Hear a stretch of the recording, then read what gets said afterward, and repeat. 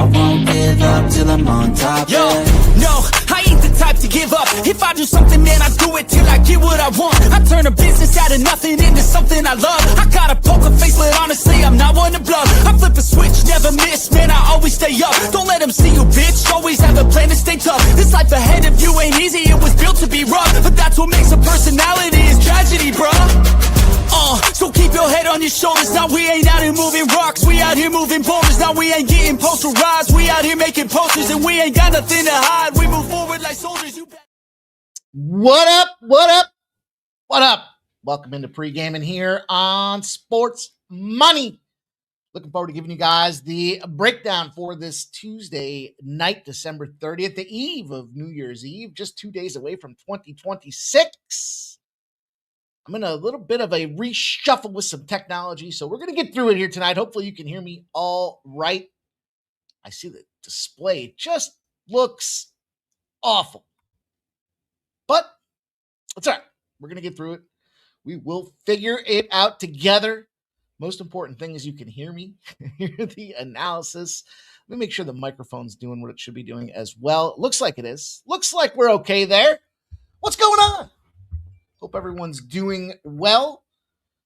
Big night last night. Another big casher with that Atlanta side of things out there. Pretty solid night overall. Had some nice live bets as well. Got there with our favorite spot, the bad team, the sub 500 team coming after a road game. Big winner out there for them, Portland Trailblazers. Let's see. Oh, no, Colin Graff did not get any production for us out there. No points for Colin Graff. Let me see if I can fix this. This sucks. This sucks.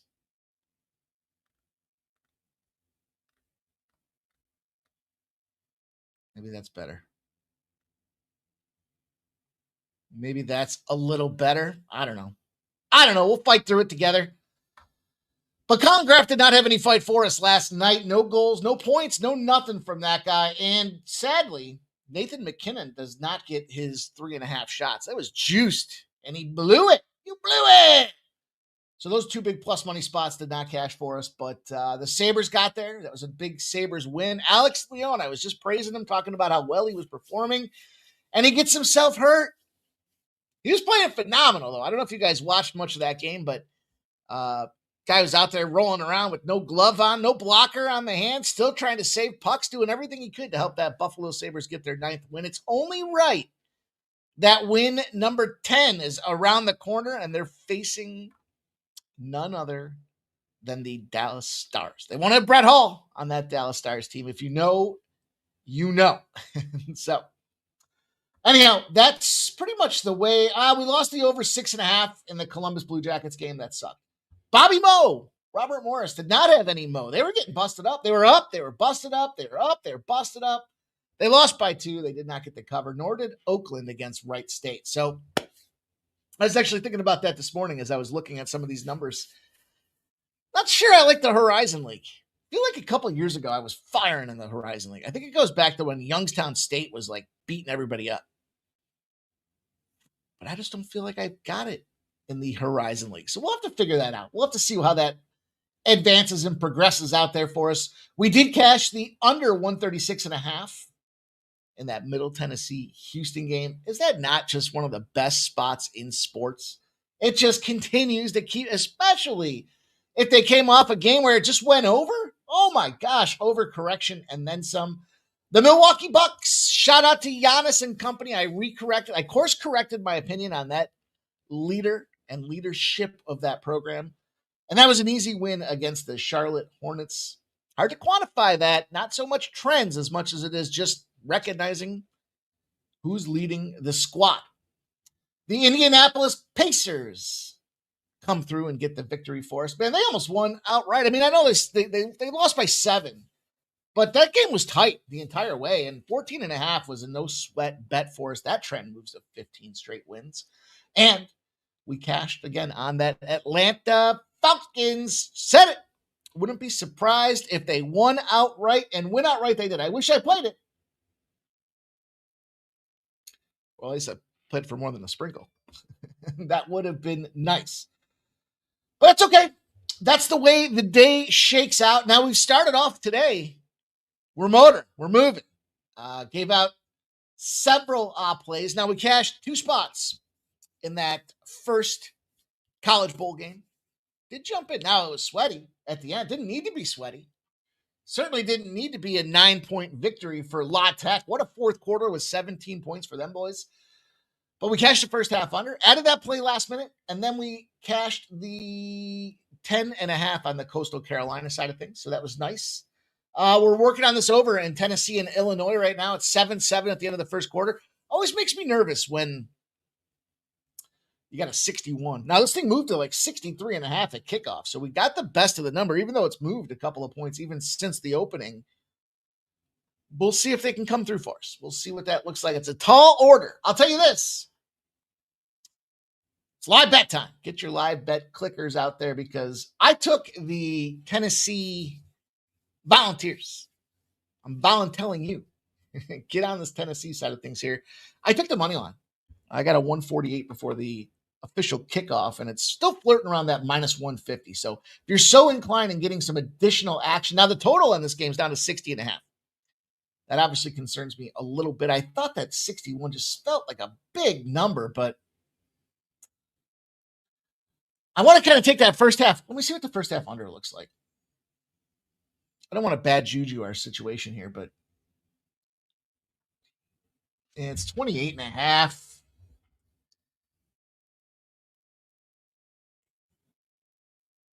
I don't think I can get there. I think we'll just let this play. We'll just let this one play out.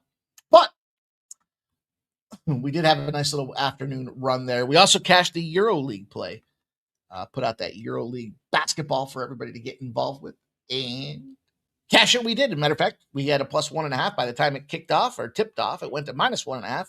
And they won outright by, I think, 6 or 7 points. I can't recall. But we are on our way. We are on our way to a big payday here. We've got ourselves some action across the NHL. Kind of a smaller NHL card, but I still found 3 spots that I really like to hammer out for you guys here in the NHL. Small NBA card. This was a small day all around. Kind of a weird situation. But Sixers and Grizzlies, the Kings and the Clippers will be 2 spots I've got for you there. I've got 3. I could probably add a 4th college basketball spot here. Seton Hall and Marquette, Duquesne, and Davidson. I know it's Duquesne. The School of the Nurse, Utah State and Fresno State. Nobody knows about that more than me. My previous experiences. Utah State and Fresno State will battle it out for a late night spot for us out there.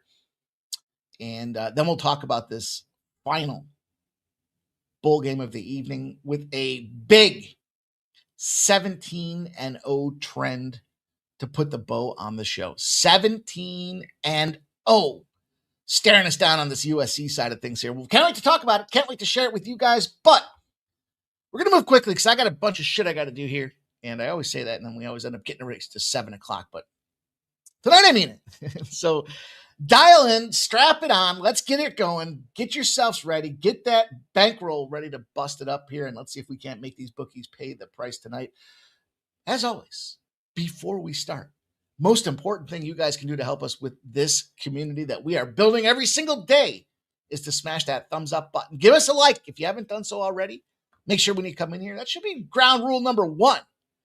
Some people say, hey, if you like what you hear, listen. If you like winning bets, you want to give some good juju, give that like button a smash and let's get to work.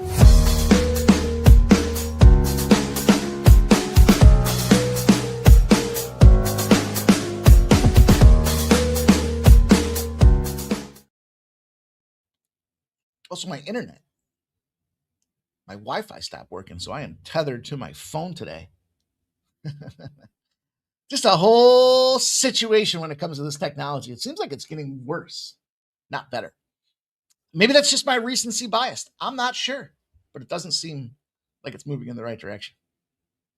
Anyhow, hope you guys are all doing well. We got ourselves 2 days before the new year is here, but we're getting into bowl season. We got some big bowl games tomorrow. We got big bowl games on Thursday. We've got big NFL, NHL, NBA, you name it. This next couple of days is going to be an opportunity. So this is kind of a little respite here. We'll take today. We'll try to fire on some of these plays. And then we'll get ready to attack the big board that is coming up here. I mean, Christmas Eve, or I'm sorry, New Year's, Christmas Eve. Christmas Eve, that's a long time away. But, as far as the NHL is concerned tomorrow, I think everybody's in play. They got 1, 2, 3, 4, 5, 6, 7, 8, 9, 10 games. 10 games in play for the NHL tomorrow. The NBA, well, they're going to give us a little action. They're going to give us 1, 2, 3, 4, 5, 6, 7, 8, 9 games in the NBA. College bowl season will be underway. College bowl season, we will have. What do we have? I know there's a bunch of them tomorrow. I know that. And I know I'm ready to go. I know I'm fired up for them. And we've been having a terrific bowl season run. So I'm really excited about that. Putting a lot of work in to get it done. But we've got Iowa Vandy at noon. We've got Arizona State and Duke at 2. We've got Michigan and Texas at 3. We've got Nebraska and Utah at 3:30. And 7:30 brings us into Miami and Ohio State for New Year's Eve, you guys. So that's what? 1, 2, 3, 4, 5 bowl games. I've already got 7 plays for those 5 bowl games. We are now, I think it's 29-5. Can you believe that? 29-5 in bowl games. It almost sounds unbelievable, doesn't it? If I wasn't winning all this money on it, I would say bullshit. But let's take it. Let's be thankful for what we have. It's a big day. It's a busy day. I got a dentist appointment. Here's my commitment to our community. I made my dentist appointment for 8 a.m. tomorrow morning. So I'm going to get up super early so that I can get back and grind on these cards and give you guys winning plays all day tomorrow. So it's going to be a lot of fun. Want to give a shout out to Winnable. If you guys haven't done that, consider checking it out. Cash the free play today at Winnable. Thinking about putting another free play out there for this evening's card. Maybe I'll do that. Maybe I will do that here to keep this thing growing, because I'm trying to build out all these social platforms and make some noise with this sports money network, this sports money community. But at the very least, guys, think about those free plays. I know a bunch of you guys are already signed up for them. So look, the communication is so efficient when I drop plays, whether they're early, late. I dropped the full card for the premium plays this morning, probably around like 10:30, 11, something like that. You get that action at Winnable. You get notified. You're working, you're driving, you're hanging out with the family, you're at the dentist office. Doesn't matter. Let me notify you when the action's ready to bake. All you got to do is go over there and sign up for Winnable.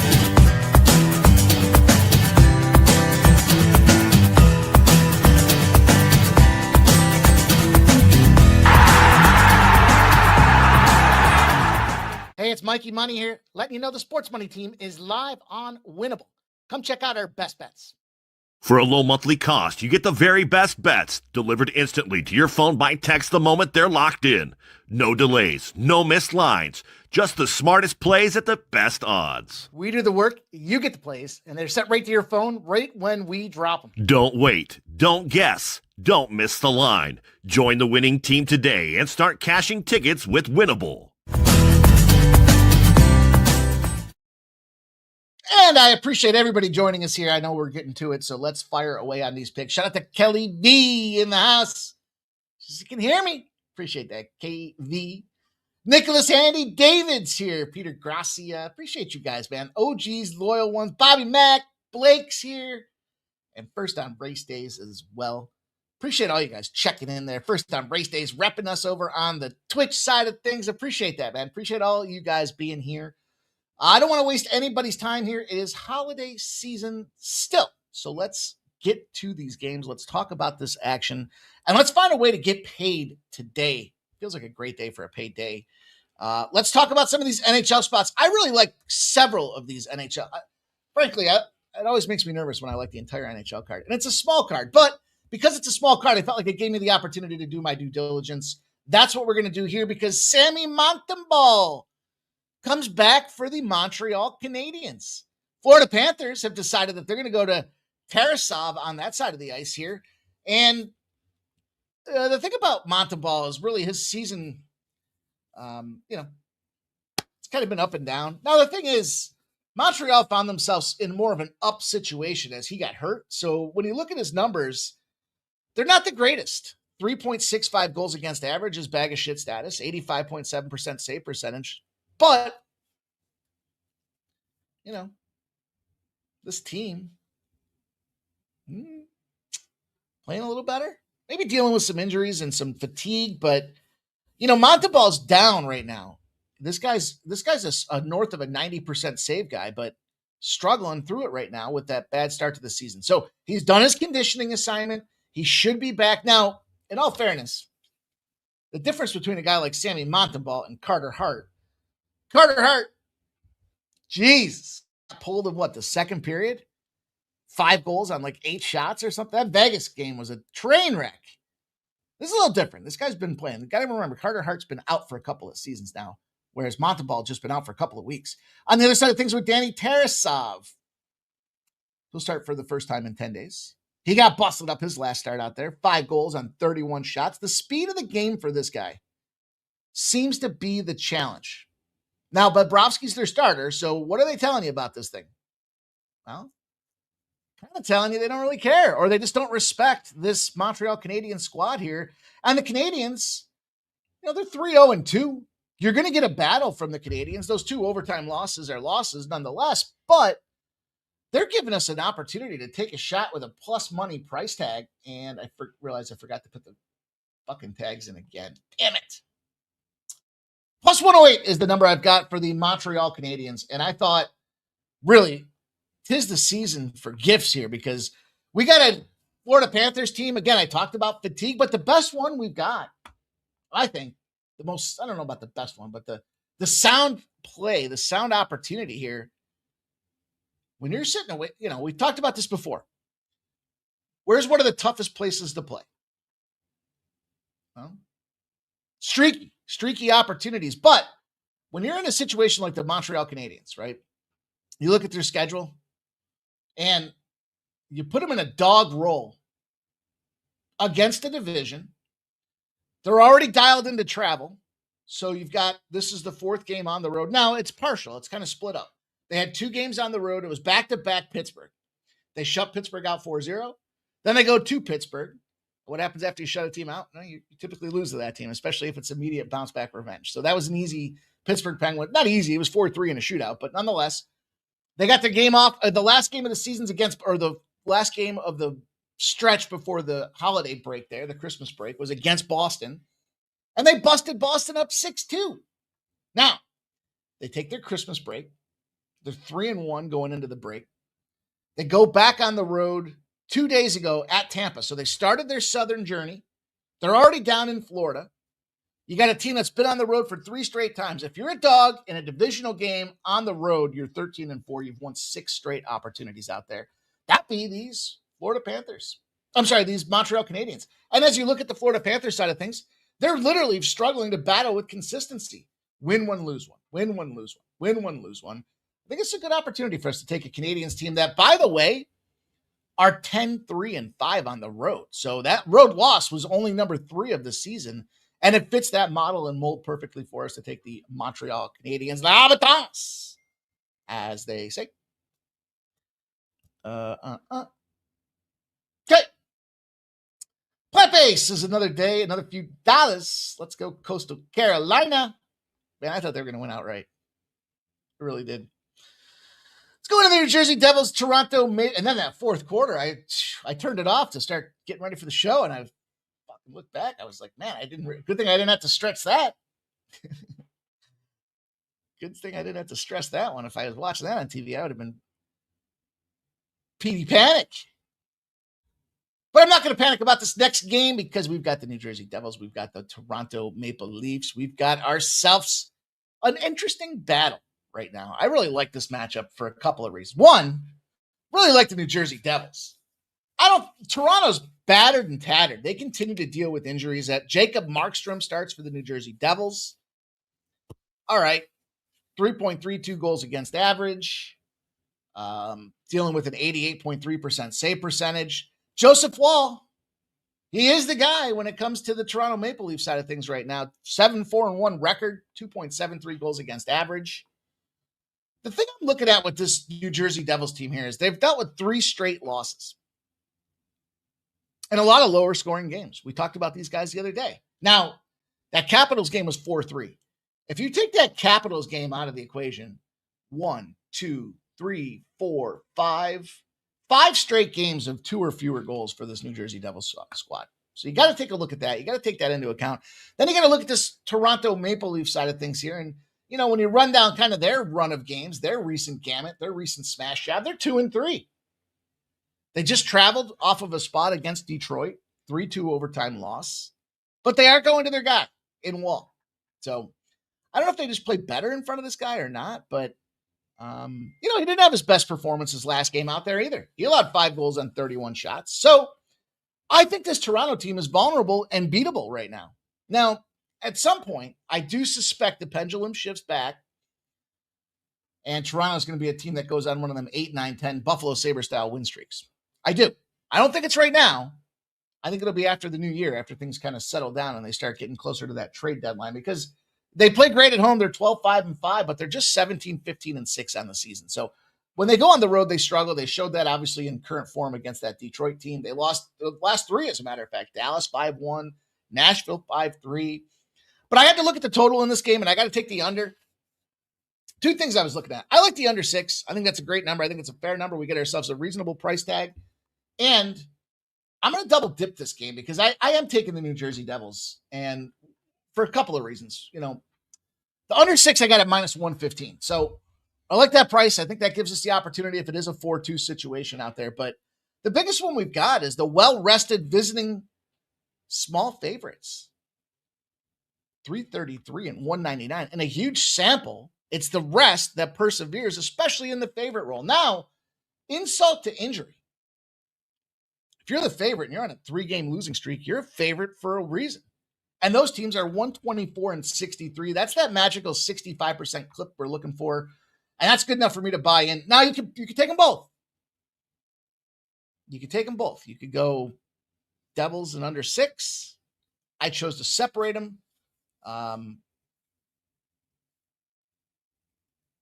For no other reason than I just think both of these plays can cash for us. And I just thought there was more money to be made by separating the two. Listen, you want to put them together and it ends up being 4-2?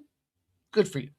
But I think these are 2 buy-on spots, both the total and the side with regards to these New Jersey Devils. We'll look at the Flyers and the Canucks. This is a big one. So Flyers let me down the other day. Coming off the break, they take this loss to the Seattle Kraken.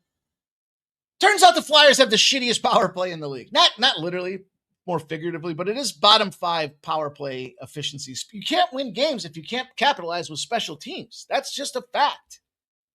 And it's not that they don't have the pieces. They're still trying to kind of get, you know, they kind of say like, you guys know who Keith Ferrazzi is? One of them statisticians that talks about team building. And they say, first you got to get the people on the bus. You got to get the right people on the bus. Then you got to get them in the right seats, right? So that's kind of like, you know, we've got to have the right team and chemistry. Then we got to get the right players on the special teams. And so they're still, I think they've got the right players on the bus. I just think they have to juggle around to get them in the proper seats right now. And that's obviously evident with this lackluster, to say the least, power play unit here. Dan Vladar will start for the Flyers tonight. And this guy was in net and responsible for that 4-1 Kraken loss. He allowed 2 goals on 18 shots. So it was empty netters that busted him up, took that L. The Vancouver Canucks. No, it's a bounce back spot for the Vancouver Canucks. They just played the Flyers. However, I think the bigger bounce back opportunity looms for the Flyers. I'll talk about it in a second here, but you know, Vancouver did lose at Philly 5-2. They proceeded to then lose at home against Seattle. I'm sorry, at home against the Sharks. They went into Seattle and beat Seattle. Remember, Pacific teams playing against the Kraken in Seattle is a bad spot. And that's very much shown through there. We've got this Flyers team. We've got Thatcher Demko will start for the Vancouver Canucks. Last 2 games, he's let up 9 goals. So he's having difficulty readjusting to the speed of the game. Very much a real thing out there. And the Flyers, you know, despite the fact that they just took that L, sitting in a playoff position. I hate talking about playoffs this early in the season, but from a benchmark or measuring stick, they're 2-1-1 in their last 4. Again, it's another team that's fighting. They were really not in the fight this last game, but first back off of the Christmas holiday, traveling across the Pacific Northwest, longest trip you can make out there. I give them credit for that. I'll discount that. And then not only will I discount that, but I will tell you that there is a true bounce back opportunity out there. NHL road team. So you're already on the road. You're trying to rebound against a tired opponent there. You've got the rest advantage. You're 8-2. If that opponent's on the second leg of a back-to-back, that's the Vancouver Canucks. We just saw them take that victory for us against that Kraken squad here. And this puts a perfect situation out there for this Philadelphia Flyers. So small price tag, a little juicy, but I think the juice is worth the squeeze. You can get them anywhere between -125 and -130. Shout out to Oldie. Says hit that like you dogs. There's Flea Mathis. Mr. Wesker says Devils. Kelly V likes the under in that Toronto game as well. So that's going to do it for us in the NHL tonight. Quick hitter, quick spotters. And then speaking of Philadelphia, let's move over to the NBA and talk a little bit about the Sixers and Memphis Grizzlies game. I think we got a buy-on situation for the Philadelphia 76ers. We'll look at the cash flow splits. We'll talk a little bit about some of the numbers I see out here. And the biggest thing we've got, this Grizzlies team opened up as a, as a dog, 1.5. They're now a favorite, 1.5. So they moved through the zero, arguably marginal to begin with. 57% of the bets and 60% of the cash came in on the Memphis Grizzlies. Total at 233.5, moved to 234.5. And you have money coming in on the over, 66% of the bets, 69% of the cash. I looked at this game here and I thought, let me tie back into that Milwaukee breakdown that I gave the other day. What was the big thing about the Milwaukee Bucks and that motivation? Well, they're pushing up because they're chasing the Sixers for that 6th spot in the Eastern Conference. The Grizzlies, well, they're dealing with Ja Morant issues. Flyers. The Sixers have lost 3 straight games. Not a great position for them boys out there, but they got to be feeling some of the pressure. The biggest thing for me, besides the laundry list of hurt players out there, Landale's been upgraded to probable, so he should play. Cedric Coward, upgraded to probable. The big piece is Zach Edey. Still out of this game. And on the Sixers side of things, everybody's been upgraded to probable, with the exception of Oubre. He's got that knee injury. He's still going to remain out. But Grimes, Barlow, Edgecombe, big man's going and Embiid. And that is where I think the opportunity separates these two teams out there. Current form with either of these teams, not a lot to be desired.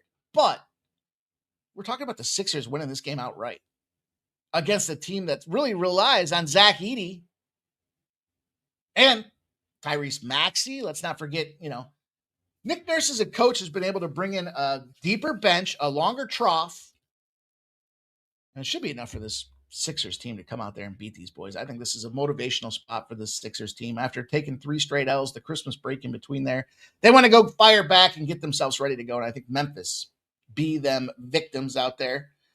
Gerardo Hernandez. Sup, fellas? I'm on Illinois plus 3.5. Later, USC -5 for Gerardo Hernandez. Mr. Weskers says Grizz line flip-flopped all night. Excuse me. Got a little cough going here.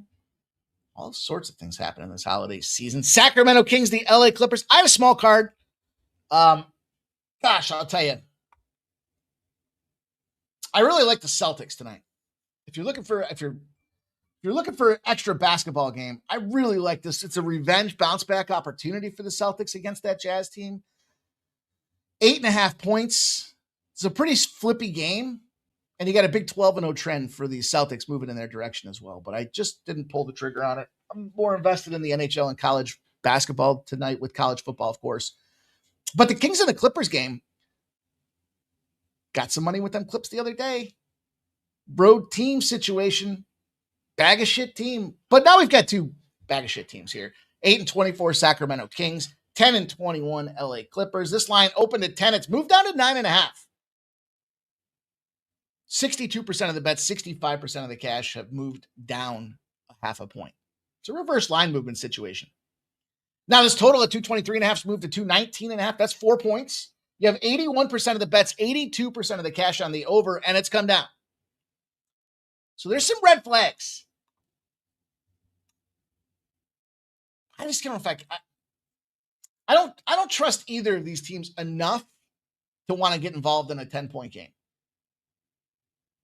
Clippers have covered 4 straight.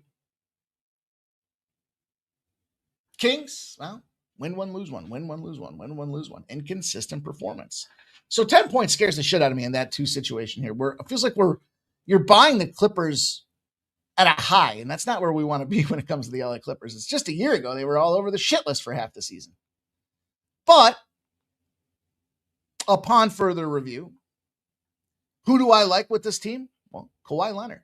When Kawhi Leonard goes out there, he has been absolutely setting the world on fire. You look at his performances out there, 55-point game, 28-point game, 41-point game, 32-point game during this win streak. So he's very much a critical component to this thing. And 68 points. I mean, come on. This guy's just been on fire. Made 64 of his last 65 free throws. He is that leader and straw that stirs the drink out there. The total at 222.5 got me thinking about this over. Then I started thinking, do I want to rely on the Sacramento Kings? Because I was looking at the numbers here. Yes, winning streak. Yes, Kawhi.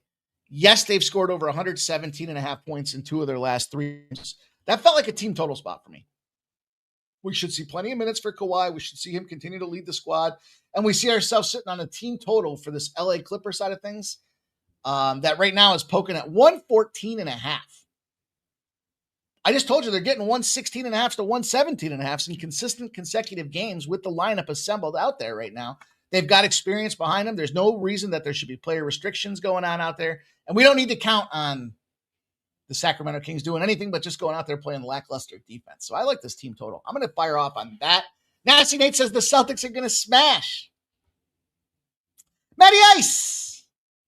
What up, Matty Ice? Shout out to Matty Ice in the house.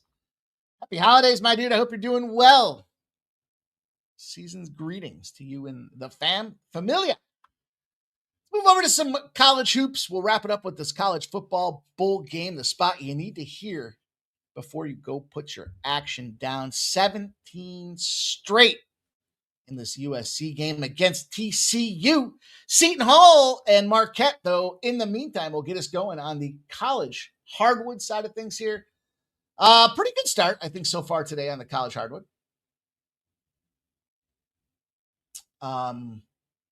Didn't look like it was going to be that way with Ohio. -5. They were getting busted up early. But they came back. They fought. I'm not going to touch that Milwaukee, Wisconsin. I think I'm going to stay away from Horizon schools. But I'm going to touch the Seton Hall Marquette game. This line opened at 3.5. It's moved to 1.5. In fact, 1.5's on both sides. You can get one. If you like Seton Hall, you can get +1.5. If you like Marquette, you can get +1.5. And then when you see these tight numbers, we got to take a look at what's going on the money line. Seton Hall taking a ton of cash. 58% of the bets, but 72% of the money. And the line opened at -178. It's now even, it's +100. It's a coin flip with 12,000 tickets and all that money coming in on Seton Hall. That's a red flag, Seton Hall backers. Now I get it, 11-2 on the season. You see the shitty Marquette record at 5-8, but look, they started conference play, and Seton Hall's just coming in here at 1-1. Now maybe they'll catch some grind or some groove here, but to me, this is a number spot. Yeah, we've got this mark. Remember, I just said we don't want to buy high on a Clippers team. Couldn't buy any lower on a Marquette team. They're not covering. Seton Hall just came off of a big loss against Villanova. They were 1.5-point favorites. They couldn't find a way to power through that situation out there. And they're kind of navigating this 1.5, 2.5-point spreads as far as consistency throughout the season. But what I found upon further review is when you're a bad team like Seton Hall when it comes to covering the spread, you haven't covered in 5 or more games, you're 8-2 in your last 10. That is the perfect buy low situation for a squad here that has been ping pong, and they open up as a pretty sizable fair dog at home. And we've now seen some switching through zero. So I like the plus 1.5. I don't think there's any it's minus 110 for the 1.5. You're getting a nickel discount. Yeah. I mean, look, I've said this before. Every half a point's about 5 cents on the line, right? So if you get a plus 100 for Marquette, to get 3 half points, which would be 1.5, it should be minus 115. You're getting 1.5 at minus 110. I'm going to take the Marquette plus 1.5 side of things here. Going to rock and roll with Marquette. Shout out to Textiles in the house. Appreciate Textiles joining us here. Getting through it. Trying to move quickly, you guys. Holidays are upon us. I got some technology issues, so I want to make sure I get you guys the intel and get up and out of here quick like a bunny. Duquesne. 6-15 on the rotation order. 6-16. Davidson, 8-5 versus 8-4. And again, a somewhat reverse line movement situation. 56% of the bets, 61% of the cash are on Davidson. It's gone from 2.5 to 1.5. Interesting movement there. Total's gone really nowhere. It's got a 53% of the bets, 55% of the cash on the over. So they're not really loving much line movement on the total in this game, but I'll hit it quick for you guys here at 8-5. This will be the first game in conference play. Always a tricky situation.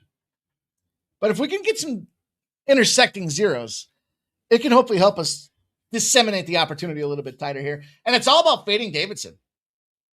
Home favorite, tight spread, 0-7 against the spread. They're 0-7 straight up in those spots. Tight spread is defined by less than 4.5 points. Favorite, under 4.5 points, at home, 0-7. Straight up. Plus 1.5, plus 2.5s on the Davidson side of things.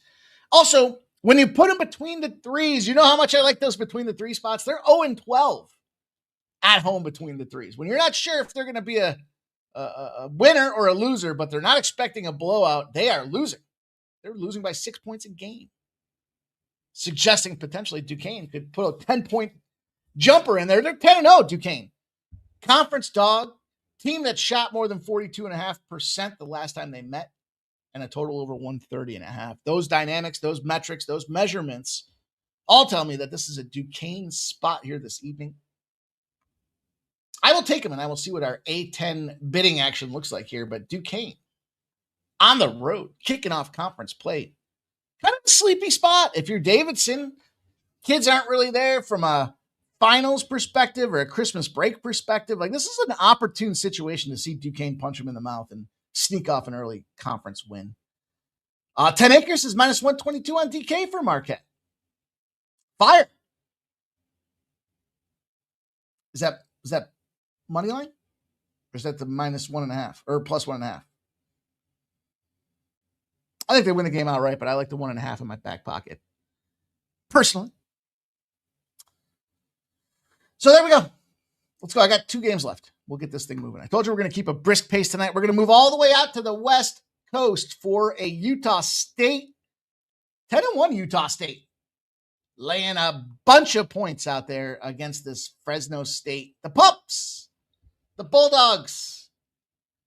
14.5, so move to 13.5.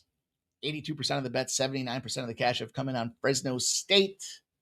And this total's moved up 3 points, 3.5 points even. 64% of the bets, 65% of the cash. I'll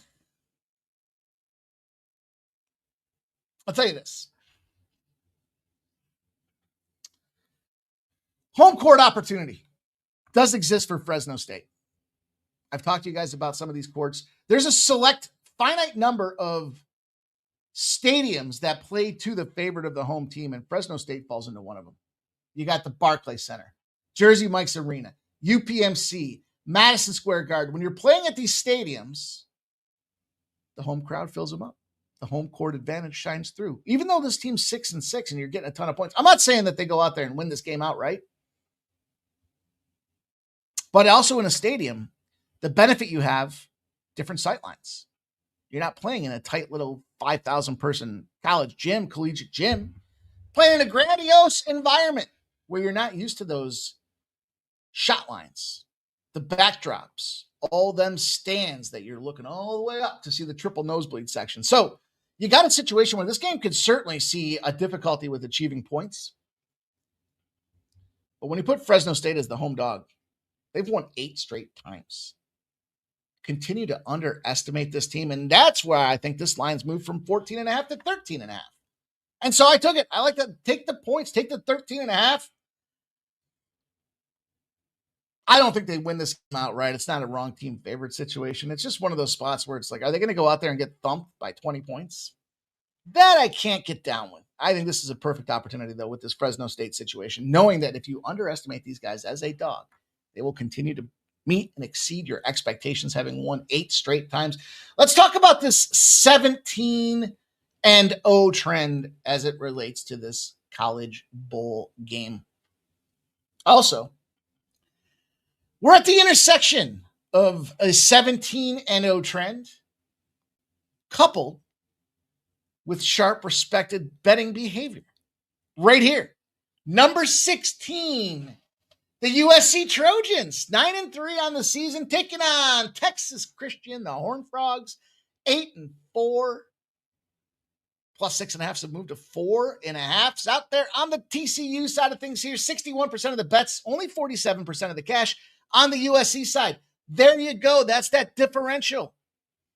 The Sharp Respected Betting Report showing you the Sharps are betting on TCU.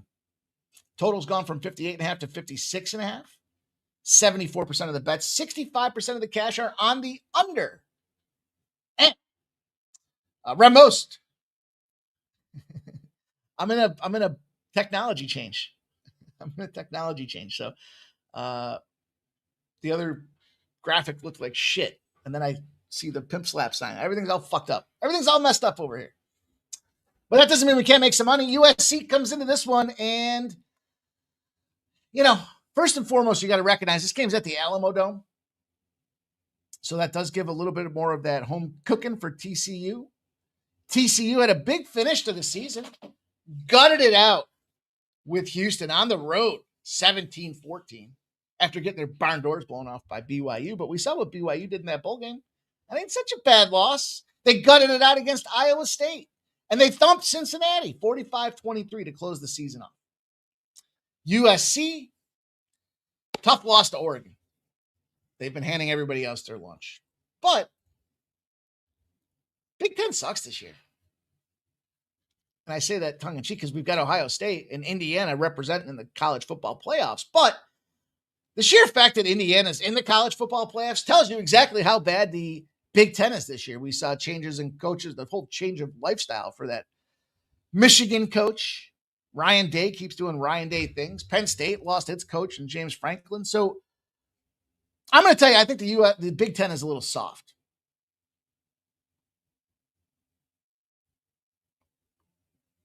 Shout out to them boys. They've had big seasons. I don't know if you guys saw the Ohio State players getting off the bus, and there was some guy there he was just shit talking. Are you going to lose again like you did to India? I mean, just crushing these boys out there. But here's the deal. Motivation. We can't necessarily measure the motivation.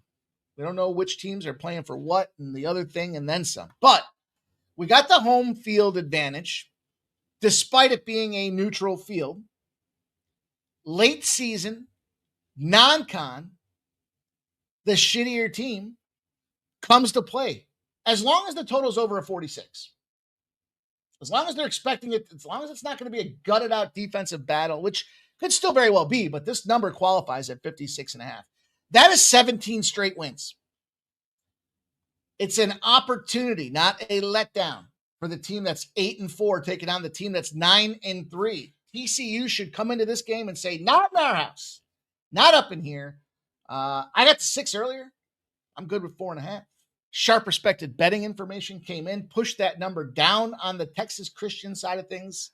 And we are going to fire on the TCU Horned Frogs to close off the show here for us this evening. We got it done in record time. Gave you guys all sorts of action to get involved with here. And I think these are some really good spots. So I'm going to take this TCU side. Right now, you can get the best number you can get for TCU. There's a +5 at Bet Rivers, but it's continuing to drop. So we've got 4.5s, and we'll see how it gets closer to kickoff. But that's a 9 p.m. game on ESPN, and I'm taking the home dog on a neutral field to follow the 17-0 trend. I want to say thank you guys for joining us here this evening. Thanks for coming out. Thanks for the likes. Thanks for the reposts. Thanks for the comments after the videos. You guys have been doing a terrific job helping us grow this community, and just want to say thank you as we reflect through the holiday season on the direction things are heading. And looking forward to a big 2026. We're not there yet. We got to have a big night tonight, but we'll be back tomorrow to do the same thing, same time, same place. Pre-gaming here at Sports Money.